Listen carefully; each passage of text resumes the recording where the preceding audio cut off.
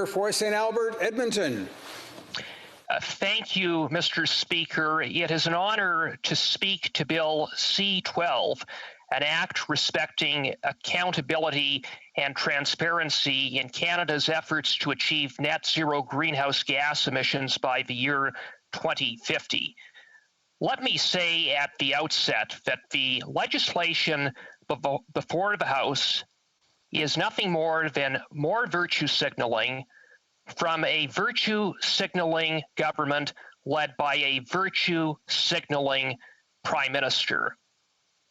The Liberals talk the talk when it comes to reducing GHGs, but when it comes to walking the walk and actually delivering, this government, without more, gets a big fat F. Accountability is in the title of the bill. Accountability is mentioned 8 more times in the body of the bill. But Mr. Speaker, make no mistake about it. When the Liberals talk about accountability, when they incorporate the word accountability into their own legislation, they mean not accountability for the Liberals. After all, the first targets provided for in this bill are in the year 2030, nearly a decade from now, likely long after this government has left office, and almost certainly long after this Prime Minister has left office. When the Liberals talk about accountability, therefore, they're talking about accountability for future governments, but not them. So much when the Liberals talk about accountability. And it's no wonder that the Liberals want to impose accountability on future governments while exempting themselves from the same accountability, because this is not the first time that this government has set targets for reducing GHG emissions and then completely failed to meet them. When this Prime Minister took office in 2015, he committed to the Paris Climate Accord, and with it, the Paris targets of a 30% reduction of GHG emissions from 2005 levels by the year 2030. How is the government faring with respect to meeting that target? Well, according to the National Inventory Report published by the Department of Environment and Climate Change, the government is projected to miss its 2030 targets by a full 15%.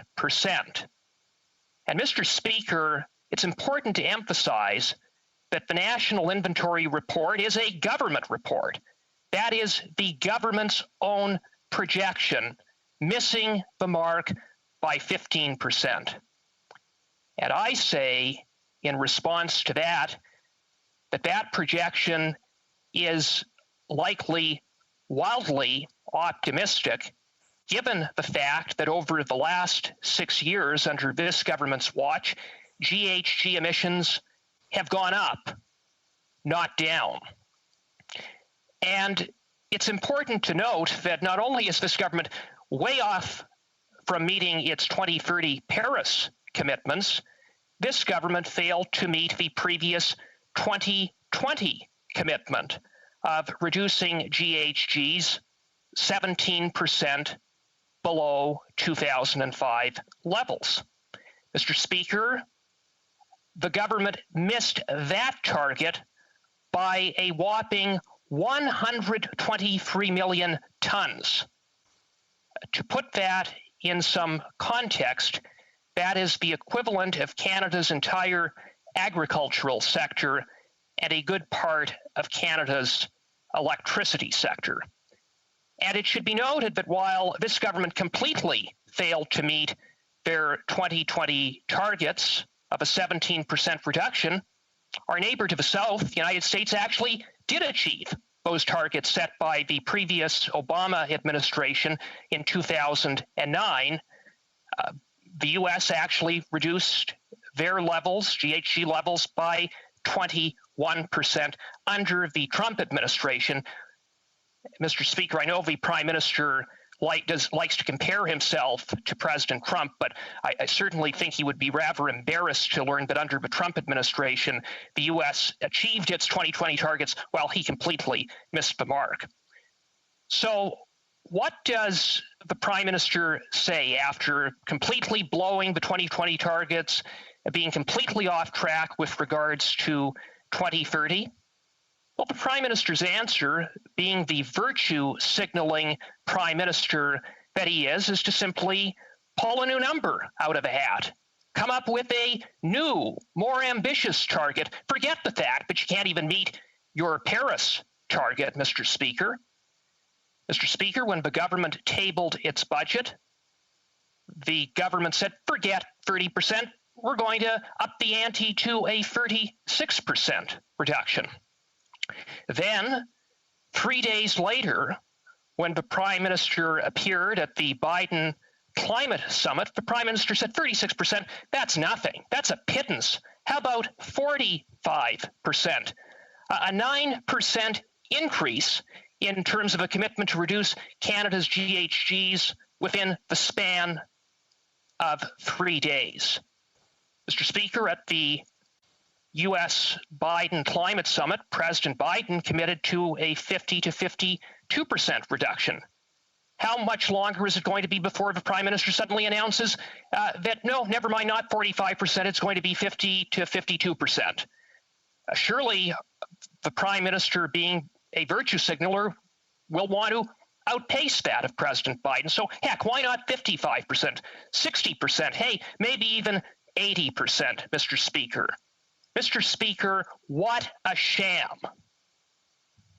Mr. Speaker, if the policies implemented by this government to justify their targets did not have such a devastating effect on entire sectors of the Canadian economy, the Prime Minister changing targets seemingly every day on a napkin would constitute a national joke.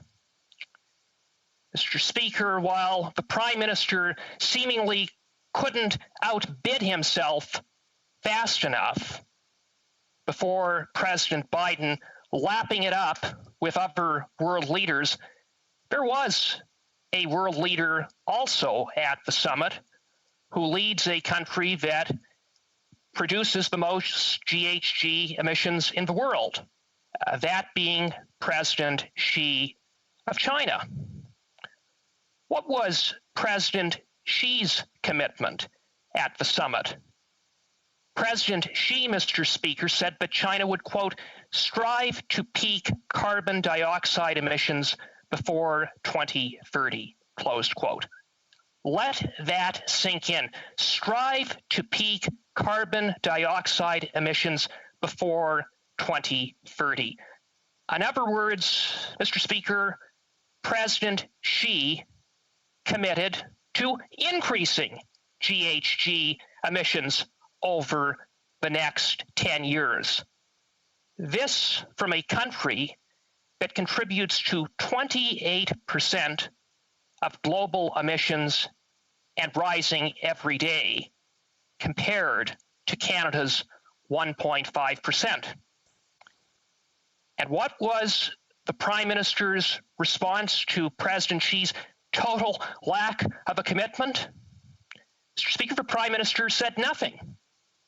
He's apparently fine with China increasing GHG emissions. He's apparently fine with China building hundreds of coal-fired power plants as we speak.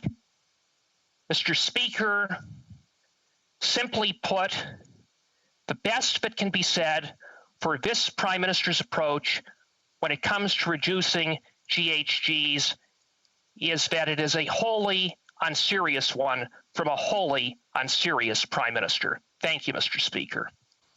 Question et commentaire.